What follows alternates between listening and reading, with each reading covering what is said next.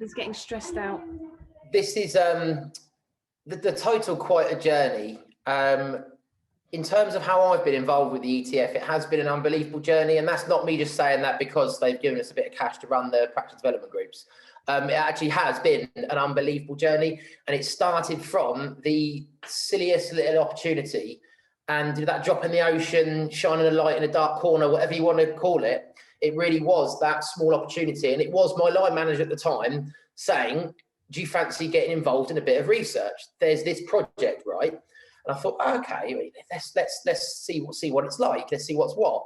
And it turned out that my line manager at the time, who was a director of teaching and learning, is now the vice principal at Havant South Downs College. And he'd got involved in one of the very first OTLA programs. So OTLA, for those of you who don't know, stands for Outstanding Teaching, Learning and Assessment. And as I said before, they are slightly more robust action research projects that have a specific focus that allow practitioners to collaborate internally and externally to look at a problem in their practice. So if you imagine where we are with our practice development groups, we've got problems, all of us clearly. We're looking at trying to think how we can find maybe a solution for that scenario and tweak, etc. Well, OTLA is very much the next step. We were really lucky to be involved and be successful in our bids to run 5 different projects that were all funded again by the ETF. And it's, for those of you that don't know, it's good £5,000. Thank you. It's, you get a good £5,000 to do this. Sometimes more, sometimes less, depending on whether you're a leads project or you're a kind of collaborative partner. But we ran 5 different projects, and they were really varied. And I'm going to talk about one in a little bit of detail, but the other 4, we looked at audio and video feedback. We looked at Google Classroom. We looked at culture of reading. Really, really interesting projects that enabled us to collaborate with other colleges and to actually take a kind of a research perspective of the challenges that we were facing. So actually, like as Becky said at the start, looking at, okay, so identify why maybe in my opinion there's a problem, but actually let's take a step back and think, well, I think it's important to read. We all think it's important to read, but what literature says it's important to read? What articles are there? What data is there out there that supports the fact that maybe this problem exists? And let's use that data to build a very short kind of a literature review. And I use that word, those 2 words very cautiously, because it's not a 10,000 word lit review. It's very much an understanding of relevant literature. And then you think about, well, how are you going to collect and collate primary data? So you're going out and you're talking to students, you're talking to staff, you might be talking to parents. And it's not necessarily a huge questionnaire, tick boxy thing. My own personal viewpoint of research is the only time I have tick boxes or kind of scales is because someone I'm working with likes quantitative data. I don't like quantitative data. I like qualitative data. I like rich data. I like opinions and people's views and shine a light in a dark corner, drop in the ocean. That's what I enjoy from research. And these projects give you the opportunity to do it. I wrote an article for the Society for Education and Training magazine, Intuition, which I believe Dave either has or will do drop into the chat box. It's not to blow my own trumpet. It really is to say, think about what you're doing and would you believe people are interested? I was quite shocked. I didn't think people gave a crap really that I was doing a bit of work at the college and Dave and me were doing some research and finding some bits out. But actually people do care, and it's really nice that people care, and it's really nice to write these things. And if you look at how it's written, it's not an academic journal. Yes, there are a few references in there, but it's very much a kind of practitioner perspective and kind of showcases some of the opportunities and projects and approaches that we've taken over the past 3 to 4 years. And I guess for you guys, I've put on the slide there, the next step, well, I strongly encourage you to look at OTLA programs. You've clearly all got a network on LinkedIn. Hopefully you've built that network through this project. You've talked to like-minded people. And luckily, a lot of the OTLA projects at the moment are English and maths focused. So I think the past 3, at least, have been English and maths focused. So for all you guys on this call, it's absolutely perfect for you to look at. In terms of where we started, some of you may have heard of this. If you have, that's amazing. It's not like everyone knows this, by the way, but it's the resource that we created about 3 years ago. And I guess it's informed a lot of our practice. You know, the session tonight, around each session being 5 to 10 minutes long, you know, who wants to listen to the same person talk for 30 minutes? I don't, my students don't. So let's break it up.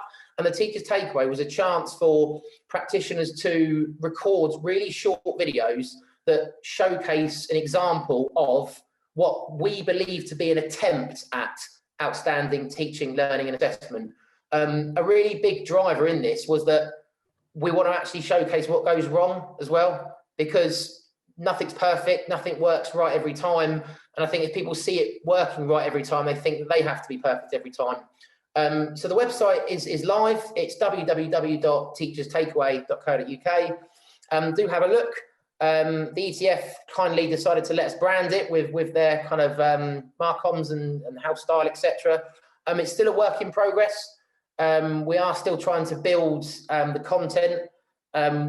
Would you believe that one of the things that really shocked me from this was that teachers don't like to be videoed? And bear in mind, this was 3 years ago, way before pandemic. I thought, well, you stood in front of a class all day, you're talking, what difference is it being recorded? I don't care. But actually, that was a massive barrier, absolutely massive barrier to people getting involved, which was really interesting. And I suppose even now it is even more interesting with cameras on, etc. But this was just an example of a collaborative program with some other local colleges that was very successful in our opinion, but more importantly was to see the catalyst to get involved with all the other projects, programs, research opportunities, publishing opportunities, conferences, whatever else that that the ETF offer. And when we complete the OTLA programs, that again is not the end of the journey. It's a case of looking at your practice, but thinking about, okay, so I've done some research, I've done my post-project report, which you do need to do for a slightly bigger, you know, funded project, etc. But it's, well, where can we share this further? And the people that ran OTLA 6 is a company called Claire Collins Consultancy. That is right, I can see some nods. Yeah, thanks, Vic. They do some huge kind of projects, etc. But they put me in touch with some different people, and there's a lady called Professor Jean McNiff, I think, and she is a really interesting person to listen to talk about writing. And my view of writing for anything, a journal, and this is more of a journal, was, you know, to be honest, I can't be asked, in all fairness. I don't want to do all the research. I just want to write. I quite enjoy the personal touch. And Rappel is a really quite engaging journal that's focused around English. And this is the most recent edition. And funnily enough, there's a story that we published looking at a culture of reading. So specifically, funnily enough, what Becky was talking about earlier, and looking at how to develop a culture of reading and how we tried it at the college, not actually in English, but in the vocational areas. The reason I signpost this is because there are 3 levels of publication in this journal. There's the quite heavy journal, I guess, which is 4,000 to 5,000 words. There's the mid-range, which is what we went for, which is about 2,500. So references, but not heavy. And there's the kind of 500 words, 1,000 words, which is literally your journey in research, practitioner-led activities, engagement with projects, etc., etc. And they're always looking for contributors. So if you click on the link in the chat and you have a little scroll, you'll find some contact details of some really great people that can talk to you about getting your ideas down on paper. And you know, I find it quite, when I'm not having to write in a really academic way, I find writing very therapeutic. I find it quite relaxing just to kind of chuck thoughts down on a page and then play around with it, etc. So I guess it's just for you guys now thinking, you've engaged in this project, you've done some awesome stuff, but it really is now what next? And different kind of a slight alternative to what I've just talked about in terms of what next is the mentoring program that the ETF fund and run. And I'm going to hand over to Will Bauman again, because he is actually part of this program. Will.